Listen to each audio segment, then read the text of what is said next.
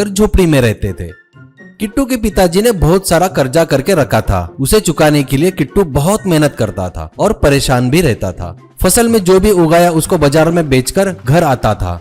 वो देख कर्जा देने वाले तुरंत आ जाते थे। उनको पैसे देने के बाद हाथों में नहीं के बराबर पैसा रहता था। वो देख पत्नी, क्या है जी, इतनी मेहनत करके कमाया पैसा ब्याज में ही चला गया। अब इतने पैसे में अपना घर कैसे चलेगा? ये कर्जा कब खत्म होगा जी? किट्टू, हारे मेरे पिताजी की किए सो गलती की सजा अपन लोग भुगत रहे हैं। उन्हें जो शौक पाल रखे थे उसमें अपनी जमीन जायदाद चली गई और कर्जा अपने ऊपर डालकर चले गए आराम से, कहकर दुखी होते हैं।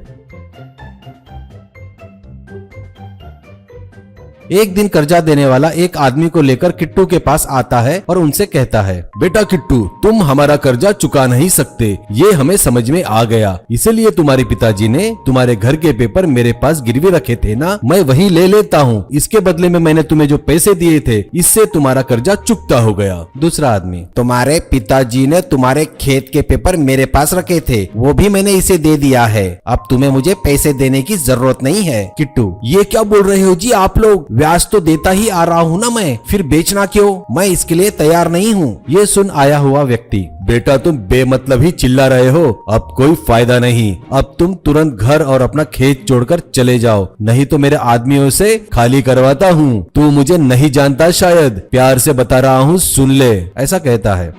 ये सुनकर वो अपना सामान लेकर घर और खेत छोड़कर दूसरे गांव की तरफ निकलता है। बीच में जंगल पड़ता है, वहाँ उन्हें अंधेरा हो जाता है। वहाँ कुछ फल तोड़कर खाकर भूख मिटाते हैं और वहीं पर सो जाते हैं। वहाँ ठंड बहुत ज्यादा होने की वजह से सभी कांपने लगते हैं। सुबह होती है और वो लोग देखते हैं वहाँ पर एक बहुत बड़ा पेड़ होता है और उस पेड़ में बहुत बड़ा होल भी होता है।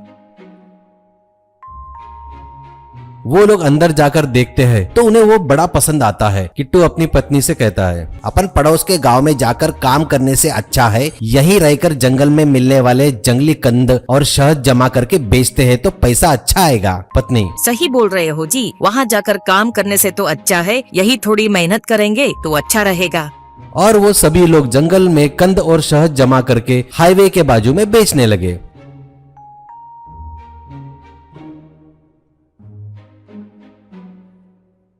उस पेड़ घर में रहकर बाहर खाना बना के खाते थे और पेड़ के अंदर जाकर सोने लगे। एक दिन किट्टू एक पेड़ पर चढ़ता है किसी कंद के लिए। उसे पेड़ के नीचे कुछ बात करने की आवाजें सुनाई देती है।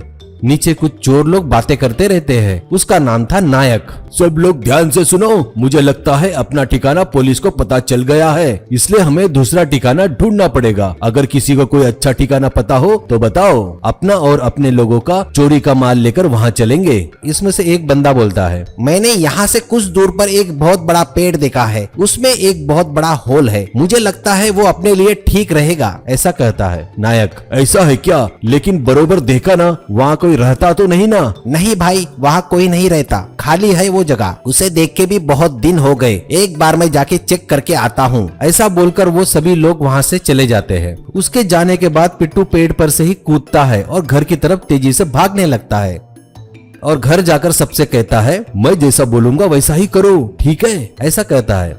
अब वो उनका पूरा सामान लेकर एक पेड़ के पीछे छुप जाते हैं और देखते रहते हैं।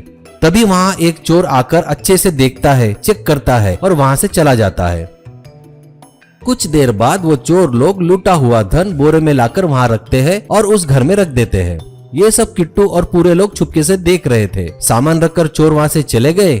किट्टू चलो कहते ही सभी लोग उसके साथ वहाँ पर आते हैं। अंदर जाकर देखते हैं तो बहुत सारे बोरे रखे हुए थे।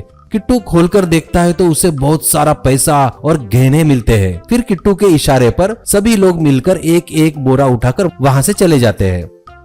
फिर चोर लोग वहाँ आते हैं पर उनके बोरे कम हो गए, उनको ध्यान में नहीं आता। अब किट्टू उन पैसों से बड़ा बंगला, कार सब खरीदता है और ठाठ से जीता है।